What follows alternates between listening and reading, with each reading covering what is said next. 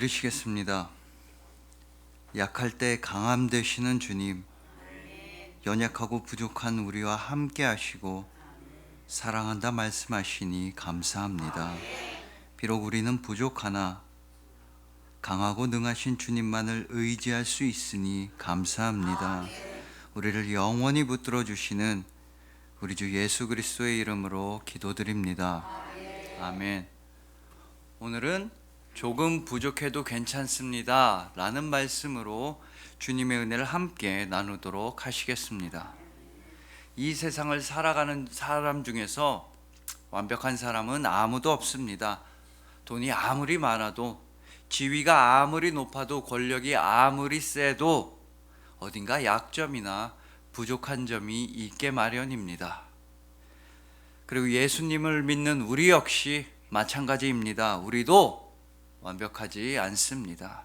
주님을 믿는 우리한테도 연약한 부분, 부족한 부분, 아쉬운 부분이 분명히 있습니다. 중요한 건 이런 우리의 약점, 우리의 단점, 우리의 상처를 어떻게 받아들이느냐입니다. 그리고 그 모든 연약함에도 불구하고 주님께서는 우리를 영원히 사랑하신다는 그 사실을 깨닫는 것이 가장 중요합니다. 오늘은 본문 말씀을 통해서 비록 우리가 세상에서는 환난을 당하고 연약하고 부족할지라도 그럼에도 불구하고 우리에게 부어주시는 주님의 영원하신 사랑과 은혜를 다시 한번 깨닫는 시간이 되기를 소망해 봅니다. 자, 오늘 본문은 모세와 하나님의 대화입니다. 함께 읽으셔서 아시겠지만 모세는 하나님한테 안 된다고 하고 하나님은 모세한테 된다고 말씀하십니다.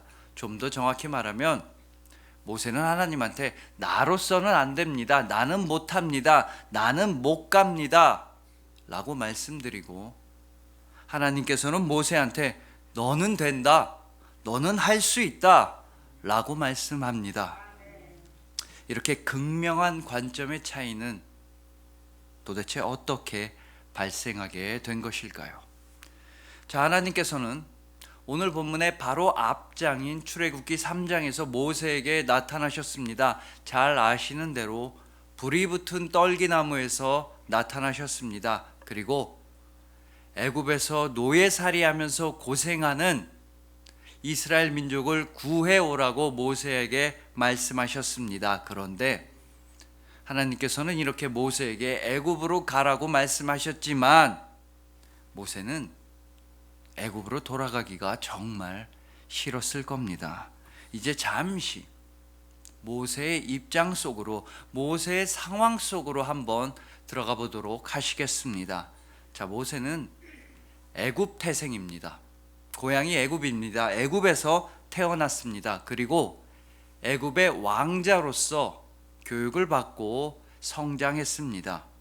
하지만 그럼에도 히브리인, 즉 이스라엘 민족이라는 사실을, 그 정체성을 잊지 않았습니다. 그래서 출애굽기 2장 11절을 보면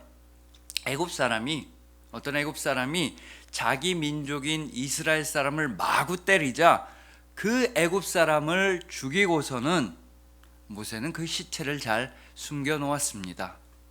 하지만 이 세상엔 정말 비밀은 없는 것 같습니다.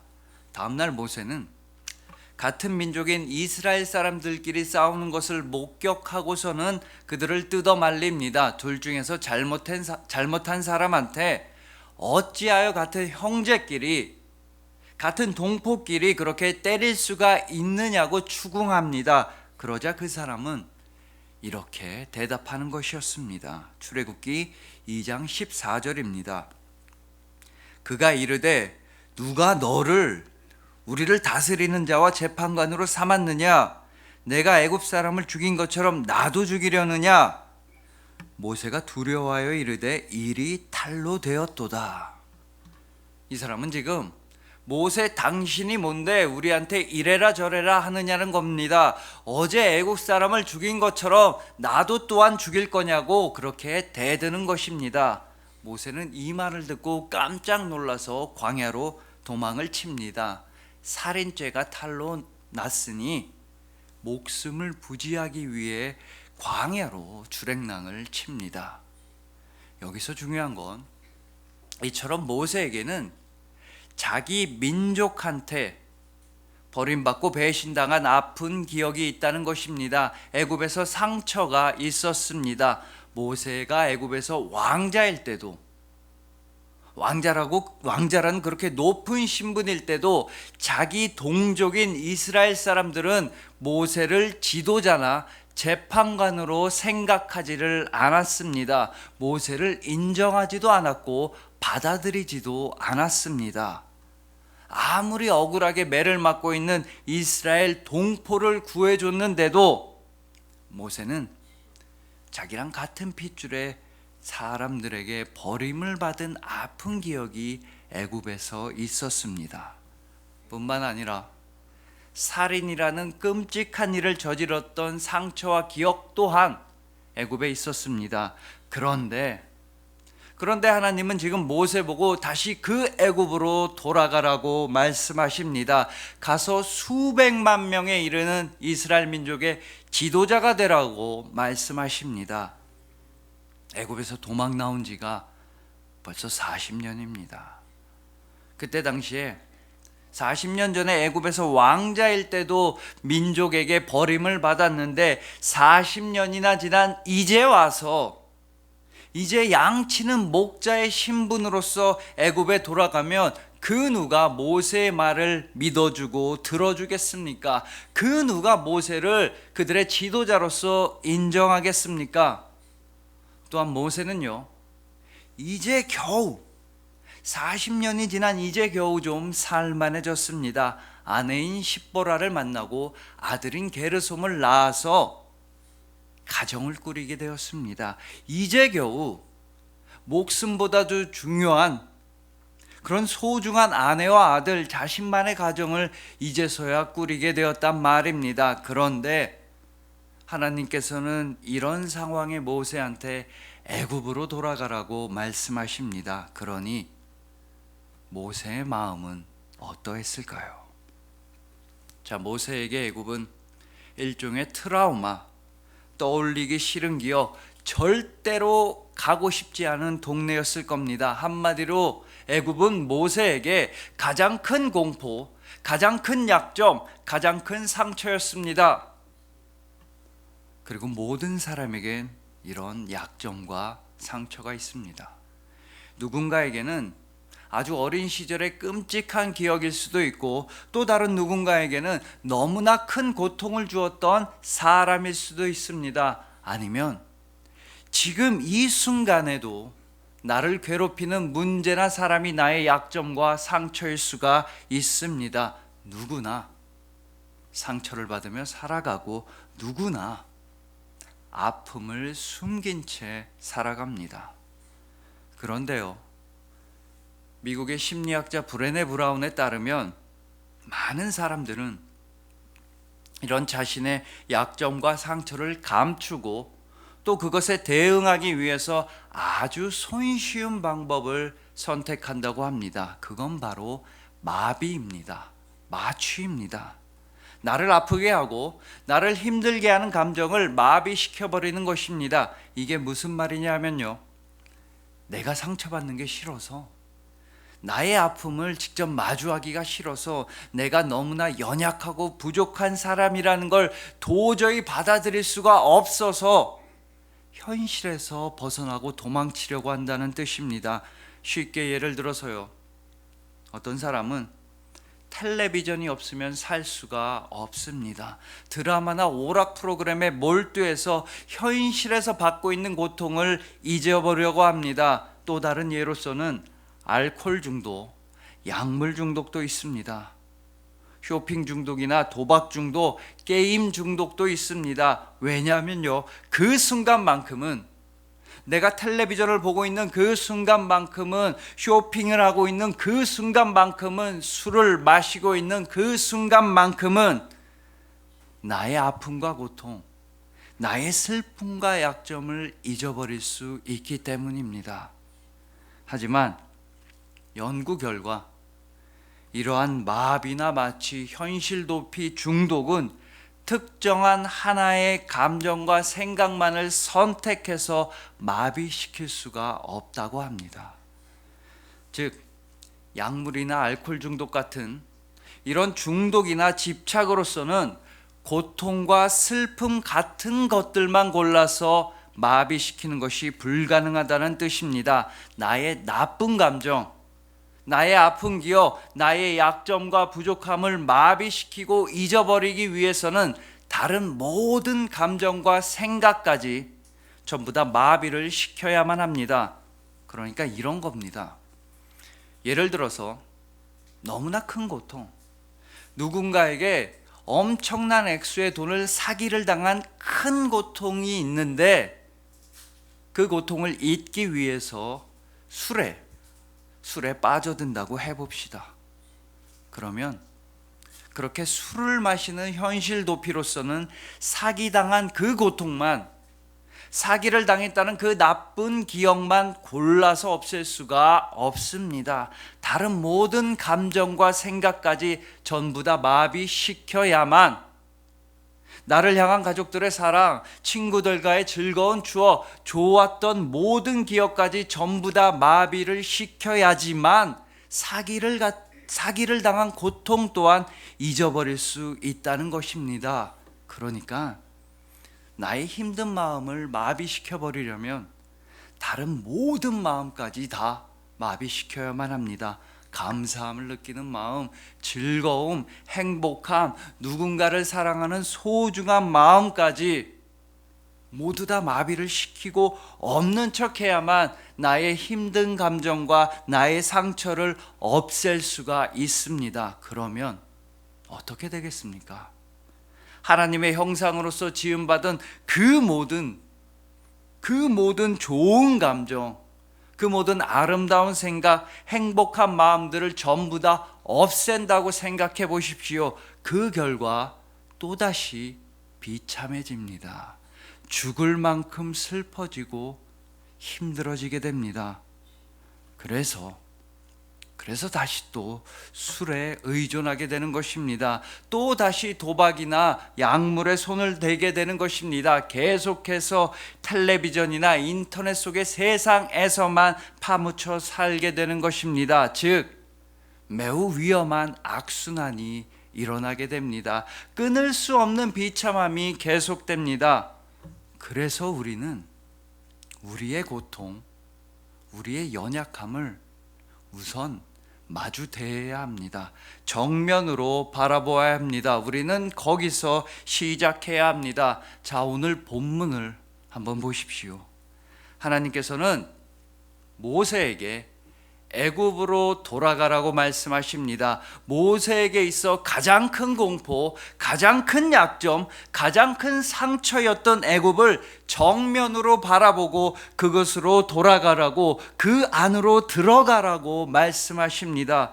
또한 하나님께서는요, 모세의 지금 현재의 마음 상태 또한 알고 계셨습니다. 모세가 지금 겪고 있는 고통 또한, 외로움 또한 알고 계셨습니다. 모세가 지은 자신의 아들의 이름 게르솜은 과연 무슨 뜻입니까? 출애굽기 2장 22절입니다. 그가 아들을 낳음에 모세가 그의 이름을 게르솜이라 하여 이르되 내가 타국에서 나그네가 되었음이라 하였더라. 내가 타국에서 나그네가 되었음이라. 모세는 결국 애굽에서 도망쳐 나왔지만 미디안 광야라고 하는 타국에서 나그네 신세였을 뿐입니다. 모세는 애굽에서도 지금 살고 있는 미디안 광야에서도 그 어디서도 소속감과 안정감을 찾을 수 없는 상태였습니다. 하지만 하나님께서는 이런 모세를 그냥 내버려 두지 않으셨습니다. 하나님은 하나님의 사람, 당신의 일꾼인 모세의 아픔과 약점을 치유해 주시는 분이십니다. 그래서 하나님은 모세를 다시 애굽으로 보내십니다. 모세는 하나님의 뜻에 순종해서 애굽으로 돌아가 하나님의 도우심과 인도하심을 통해 이스라엘 민족을 애굽에서 탈출시키며 바로 그때 모세는 애굽에서 두 번째로 나오게 됩니다. 자, 모세가 애굽에서 첫 번째로 나왔을 때 모세는 상처투성이, 약점투성이었습니다. 목숨을 겨우겨우 부지해 보려고 광야로 도망치는 살인자, 도망자 신세였습니다. 그랬던 모세가 하나님의 말씀에 순종해서 애굽으로 돌아갔다가 두 번째로 나올 때에는 과연 어떤 모습으로 나오게 되었을까요? 출애굽기 11장 3절 말씀입니다. 여호와께서 그 백성으로 애굽 사람의 은혜를 받게 하셨고 또 그 사람 모세는 애굽 땅에 있는 바로의 신하와 백성의 눈에 아주 위대하게 보였더라. 하나님의 사람 모세는 그렇게 큰 대제국이었던 애굽의 신하와 백성들에게 너무나도 위대해 보였습니다. 처음 애굽에서 살인자로 도망칠 때와는 아주 180도로 달라진 모습으로 애굽에서 나오게 되었습니다. 여러분, 하나님께서는 이처럼 하나님의 사람의 상처를 그냥 내버려 두지 않으십니다. 하나님의 사람의 고통을 버려두지 않으십니다. 하나님의 사람들인 바로 여러분의 상처와 고통을 절대로 모른 척하지 않으십니다. 요한복음 14장 27절에서 예수님께서 여러분들에게 하시는 말씀이 있습니다. 평안을 너희에게 끼치노니 곧 나의 평안을 너희에게 주노라. 내가 너희에게 주는 것은 세상이 주는 것과 같지 아니하니라. 너희는 마음에 근심하지도 말고 두려워하지도 말라. 주님께서는 여러분에게 평안을 약속하십니다. 세상이 주지 않는 평안, 또 세상은 절대로 줄 수도 없는 평안을 여러분에게 주십니다. 모세가 죽기보다 가기 싫어했던 애굽으로 다시 돌아갔을 때 그 모세를 애굽의 모든 사람들의 눈에 위대한 사람으로 높이 세워주셨던 분이 바로 여러분의 하나님이십니다. 그러니 모든 상처와 아픔은 주님께 온전히 맡겨 놓으시길 소망합니다. 주님께서 여러분과 함께 하십니다. 주님께서 언제나 여러분을 위로해 주시고 평안을 주십니다. 언제나 평안을 주시는 주님과 언제나 동행하시는 여러분들을 주님의 이름으로 축복합니다. 자, 모세가 이렇게 애굽으로 돌아가는 건 오늘 본문으로부터 잠시 뒤에 있을 이야기입니다. 오늘 본문에서의 모세는 아직까지는 하나님의 말씀을 완강하게 거부하고 있습니다. 두 번이나 오 주여 라고까지 하면서 자신은 도저히 애굽으로 갈 수가 없다고 합니다. 본문 10절에서도 오 주여 나는 본래 말을 잘하지 못하는 자니이다. 주께서 주의 종에게 명령하신 후에도 역시 그러하니 나는 입이 뻣뻣하고 혀가 둔한 자니이다. 본문 13절에서도 오 주여 보낼 만한 자를 보내소서. 이뿐 아닙니다. 모세는 하나님을 처음 만나고 하나님이 애굽으로 가라고 말씀하실 때마다 그때마다 거절합니다. 출애굽기 3장 11절에서도 제가 누구라고, 내가 감히 누구라고 어떻게 바로에게 가며 어떻게 이스라엘 민족을 애굽에서 이끌어내겠습니까? 라고 말합니다. 3장 13절에서도 간접적으로 나는 못 가겠다는 표시를 합니다. 또 4장 1절에서도 이스라엘 민족이 자기를 못 믿기 때문에 자기는 못 가겠다고, 애굽에 못 가겠다고 하나님께 말씀드립니다. 이처럼 모세는 적어도 5번이나 자신은 할 수 없다, 나는 못한다라고 하나님께 말씀드립니다. 그런데요, 모세만 이런 반응을 보인 것이 아니었습니다. 하나님께서 소명을 주실 때 거절하고 나는 못하겠다고 말씀드린 사람은 성경에 또 있습니다. 우선 사사 기드온이 있습니다. 하나님께서 사자를 보내셔서 적국인 미디안으로부터 이스라엘을 구원해내라 라고 말씀하시자 기드온은 이렇게 대답합니다. 사사기 6장 15절입니다. 그러나 기드온이 그에게 대답하되 오 주여 내가 무엇으로 이스라엘을 구원하리이까? 보소서 나의 집은 므낫세 중에 극히 약하고 나는 내 아버지 집에서 가장 작은 자니이다 하니. 기드온은요 자기 집안도 보잘것없고 자기 자신 역시도 너무나 부족하기만 한 사람이라, 극히 작은 사람이라 하나님께서 주신 임무, 하나님께서 주신 그 소명을 감당할 수가 없다고 대답합니다. 오 주여 나는 못합니다. 마치 오늘 본문의 모세처럼 말입니다. 또 선지자 예레미야도 있습니다. 하나님께서 이 예레미야를 하나님의 말씀을 전하는 선지자로 세웠다고 하시자 예레미야는 이렇게 대답합니다. 예레미야 1장 6절입니다. 내가 이르되 슬프도소이다. 주 여호와여 보소서 나는 아이라 말할 줄을 알지 못하나이다 하니. 자신은 아이라서 말할 줄을 모른다고, 말을 못한다는 예레미야의 대답은 나는 말을 잘 못하는 사람이라는 오늘 본문의 모세의 대답과 놀랍게도 유사합니다. 하지만 이제 우리는 모세의 대답, 기드온의 대답, 예레미야의 대답을 지금까지와는 좀 다르게 읽어보면 어떨까 합니다. 그들의 대답을 단순히 불순종의 대답, 거역의 말대꾸가 아니라 그들의 고백으로 읽어보면 어떨까 합니다. 자신의 부족함, 자신의 능력 없음, 자신의 연약함에 대한 고백으로 보는 것입니다. 그리고 하나님께서는 바로 이런 사람들을 들어 사용하십니다. 하나님께서는 자신의 부족함을 솔직하게 고백하는 사람, 자신으로서는 할 수 없음을 털어놓는 사람을 사용하십니다. 그분의 사자, 그분의 일꾼, 그분의 사람으로 택하시고 사용하십니다. 하나님께서는 자신의 부족함을 진심으로 고백하는 사람에게 소명을 주시고 감당할 수 있는 능력을 부어주신다는 뜻입니다.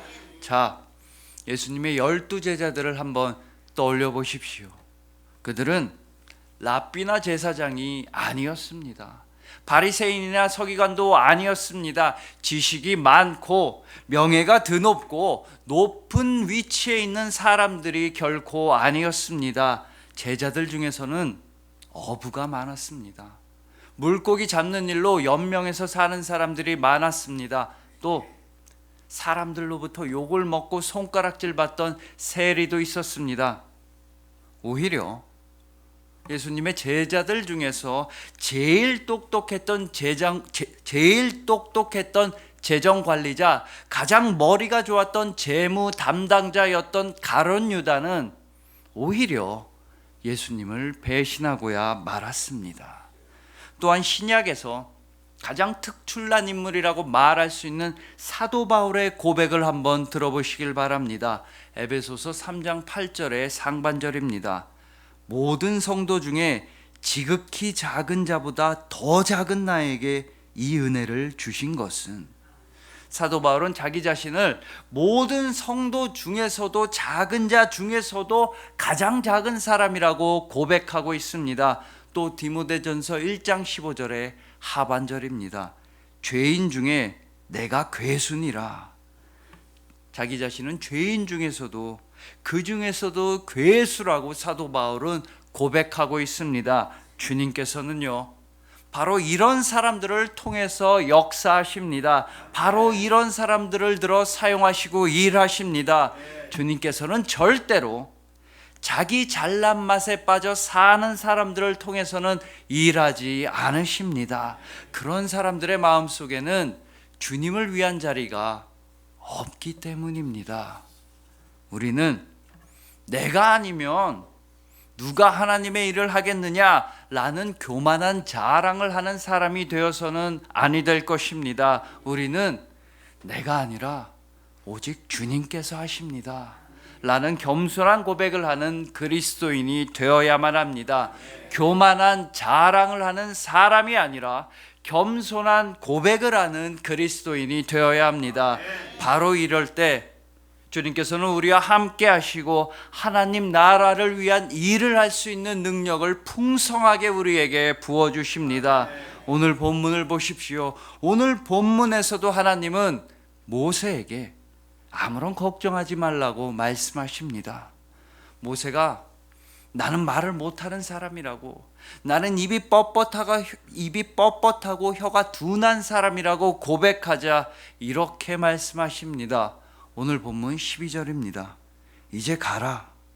내가 내 입과 함께 있어서 할 말을 가르치리라.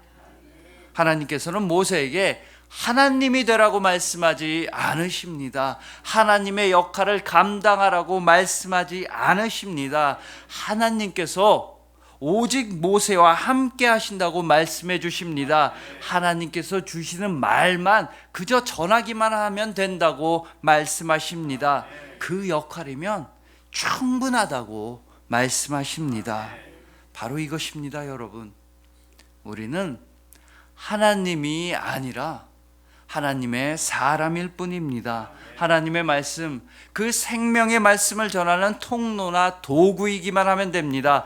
그러니 여러분, 절대로 자기 자신이 부족하다고 생각해서, 보잘것없다고 생각해서 스스로를 포기하지 마시길 바랍니다. 나는 부족한 사람이라, 나는 약점과 상처가 많은 사람이라, 나는 너무나 연약한 사람이라 주님의 일을 감당할 수 없다고 절대로 생각하지 마시길 바랍니다. 여러분은 부족해도 괜찮습니다. 조금은 부족해도 괜찮습니다. 상관없습니다. 우리는 완전한 사람이 될 수도 없고 또 될 필요도 없습니다. 오직 하나님께서 여러분과 함께 하신다는 그 사실만 기억하시길 바랍니다. 전지전능하신, 능력이 뛰어나신 하나님께서 여러분과 언제나 함께 하십니다. 우리는 그저 주님의 말씀에 순종하기만 하면 됩니다. 그거면 됩니다. 나머지는요, 하나님께서 다 하십니다. 하나님의 일은 하나님께서 하시는 것이고, 우리는 우리의 일, 우리가 할 수 있는 일만 하면 됩니다. 우리는 하나님의 종, 하나님의 도구, 하나님의 사람이 되기만 하면 됩니다. 하나님께서는 절대로 여러분에게 완벽함을 요구하지 않으신다는 사실을 반드시 기억하시길 바랍니다. 그러니 여러분들은 지금 잘하고 계신 분들입니다. 여러분들은 너무나도 훌륭하신 분들입니다. 지금 맡고 계신 직분, 봉사, 청소, 헌신, 전도 등등 여러분들은 너무나 잘하고 계십니다. 그 누군가는요, 우리를 비웃을지도 모릅니다. 에이, 헌금도 얼마 안 내네. 성경도 잘 모르네. 성경을 그만큼 알아서 되겠어? 아니, 그 정도 헌신으로 무슨 교회 일을 한다고 말하는 거야? 이렇게 우리를 비웃을지도 모르겠습니다. 하지만 분명하게 말씀드립니다. 여러분, 각자의 자리에서, 각자의 일터와 가정에서 각자의 역할에 최선을 다하고 계시는 여러분들이야말로 하나님께서 사랑하시는 사람, 바로 하나님의 사람이라고 말입니다. 그러니 너무 부담 갖지 마십시오. 모든 일에 완벽한 사람이 되려고 하지 마십시오. 우리 모두는 부족한 사람입니다. 우리 모두는 연약한 사람입니다. 다만 우리 모두는 주님을 사랑하는 사람, 그리스도인입니다. 그리고 여러분은 주님께 사랑을 받는 사람, 그리스도인입니다. 바로 여기에 우리의 기쁨과 소망이 있습니다. 여러분이 부족해도 주님께서는 여러분을 여전히 사랑하십니다. 여러분이 연약해도 주님은 여러분을 영원히 사랑하십니다. 로마서 8장 38절부터 39절 말씀입니다. 내가 확신하노니 사망이나 생명이나 천사들이나 권세자들이나 현재일이나 장래일이나 능력이나 높음이나 깊음이나 다른 어떤 피조물이라도 우리를 우리를 우리 주 그리스도 예수 안에 있는 하나님의 사랑에서 끊을 수 없으리라. 바로 이것입니다. 하나님은 여러분을 영원히 사랑하십니다. 그리하여 모든 상처와 고통을 주님께 온전히 맡겨드리시는 여러분들, 자신의 부족함을 솔직하게 주님께 고백하시는 여러분들, 주님께서 영원히 사랑하시는 여러분들을 진심으로 사랑하고 축복합니다. 기도드리시겠습니다. 약할 때 강함 되시는 주님, 아픔 많고 상처 많은 우리를 위로하시는 주님의 손에 우리의 부족함과 연약함을 올려드립니다. 우리에게 평안을 약속하시고 약속하신 그대로 이루시는 주님을 우리는 믿습니다. 아멘. 이제 우리의 부족함을 솔직하게 고백합니다. 아멘. 우리는 부족해도 괜찮습니다. 강하고 능하신 주님께서 우리와 함께 하시기 때문입니다. 우리를 영원히 사랑하시기 때문입니다. 오직 주님만이 우리의 반석이시며 산성이시며 사랑이십니다. 아멘. 세상에서는 너희가 환난을 당하나 담대하라, 내가 세상을 이기었노라 말씀하신 우리 주 예수 그리스도의 이름으로 기도드립니다. 아멘. 아멘.